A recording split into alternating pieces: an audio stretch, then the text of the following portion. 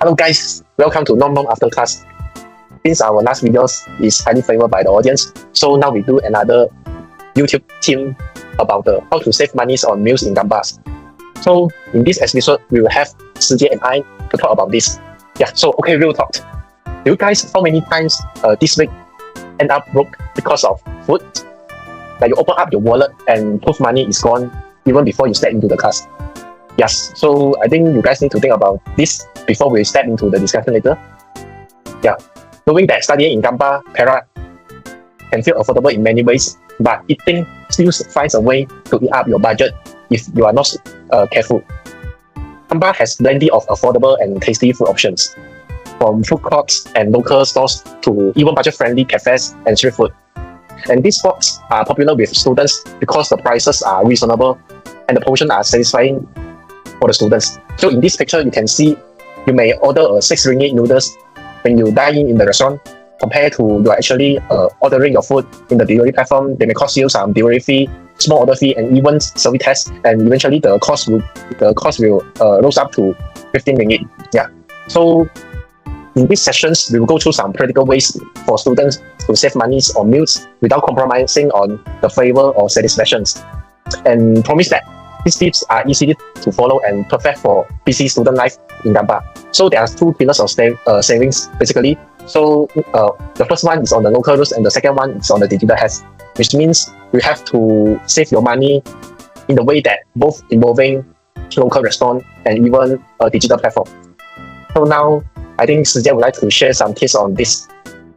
Right, so thank you, Robin. So I will going to share the first tip how to save money in Kampar. So I'm going to share some cheat codes for navigating the staple of every student's and worker's life, which is the mixed rice stall. So we often think the price is a mystery, but there is actually a mathematical baseline you can follow to keep your budget in check. So I will call it the 1+2 rule.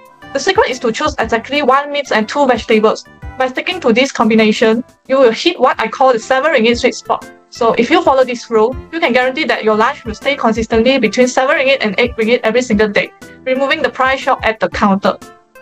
So next, even if you follow the 1+2 rule, you have to be careful about what you pick. There are hidden price traps that can ruin your budget. So on the left, you can see the safe zone. Standard vegetables, tofu, eggs, and sliced meats like char siu. These are predictable. However, look at the right side, which is the danger zone. Whole fish, large chicken drumsticks, and also the premium pork belly are caution items. Their prices fluctuate based on size and are often not fixed on the menu. Picking just one of these can easily double your bill. To keep your wallet happy, stick to the items with green check marks and avoid the items that haven't been pre-portioned. So finally, let's talk about the free flow compound effect. Most of us have a habit of buying a drink with our meal, which usually costs around 2 ringgit 50 cents. It seems small, but that is a daily drain on your finances. Instead, look for stores that offer the stall perk, free flow Chinese tea and soap. By making this one simple switch and skipping the sugary daily drink, you will save 75 ringgit per month. As you can see on the savings accumulator chart, those small acts add up to a lot of extra cashback in your pocket for zero extra effort. Master these 3 simple rules, the 1+2 rule, avoiding price traps and utilizing the free flow perks, and you will be a master of your lunch budget. So I will be sharing the second tips. So now for the hardest one is the no grab food challenge. When you factor in delivery fees, small order, surcharges, and that 20% menu markup, you are paying a massive laziness tax. In a town like Kampar, the distance between New Town and Westlake can often trigger a high delivery surge pricing, meaning you are practically paying for a second meal just in fuels alone. My challenge to you today is simple but tough. Uninstall those delivery apps for just 1 week. Commit to self-pickup, or better yet, hop on your bicycle and explore the hidden gems tucked away within walking distance of your hostel. So, by avoiding these digital fees just 3 times a week, you are easily putting 20 ringgit back in your wallet. Over a full month, that's 80 ringgit, which is more than enough to cover your phone bill and your internet, all just by moving your legs a little more. So, that's all for my sharing. Now I will pass to Robin to share his thoughts. Thank you, Sijie. So now I will share my tips as well. So I do have one concept called the 20-second rules, which is spending an extra 10 to 20 seconds of frictions before your orders can actually save a week of your budget. So you have to take a moment to compare across multiple food platforms. We do have food delivery services like GrabFood, Foodpanda, and Shopee Food. which regularly offers discount that can help you save money if you use them right.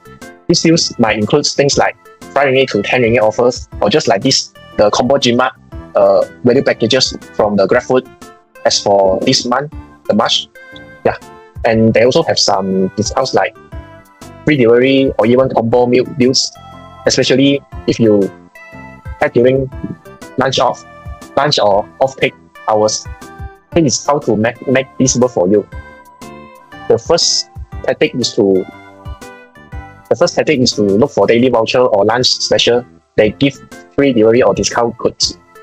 So knowing that the time is everything is okay, then you need to order your food during lunch or off-peak hours, which can instantly slide off 5 ringgit to 10 ringgit off your order.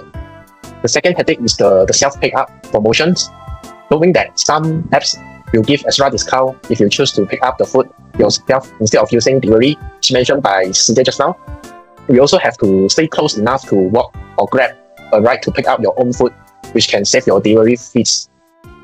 Because if you order often, watch out for the subscription promotions or bundle deals on the apps. This sometimes offer better discounts for the frequent user, because this is a reward for the frequent purchase customer as the frequency purchasing programs. Yeah, so this can actually foster the compound effect, because it's not just about one meal. That 10 seconds before your order can actually lead to real savings at the end of the week, and you have like 14 weeks in one semester. So like saving 5 ringgit a day, which equivalent to 500 plus save per semester. At the end of the day, saving money on food in Kampar is not about suffering, it's about being smart. All the tips we share, from eating local to checking deals on the digital platforms, are simple things that you can start doing immediately. You don't need to change everything instantly. You just have to start with 1 or 2 habits, and you already see the difference before and after. Yeah, so eat well, spend less, and make your student life a bit easier. That's the end. If you like this video, please remember to give us a thumbs up and subscribe to us as well. And just drop down any idea that you want us to further discuss on that. Yeah, see you guys in the next video. Bye bye. Bye bye.